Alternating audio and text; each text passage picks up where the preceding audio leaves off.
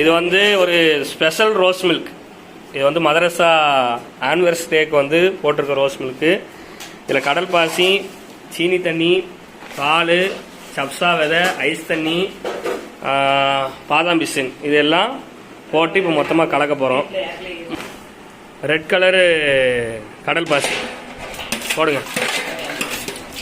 அடுத்து மஞ்சள் கலர் கடல் பாசி,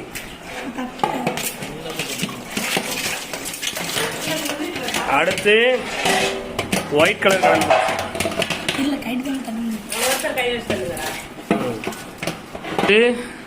சப்சா விதை ஒரு பானை இருக்கு, அவ்வளோத்தையும் உள்ள ஊற்றியாச்சு.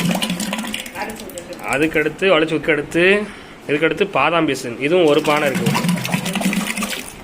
அதுக்கடுத்து ரோஸ் மில்க்கு தேவையான ஐஸில் வச்ச காய்ச்சின பால், இதுக்கடுத்து ஐஸ் வாட்ரு.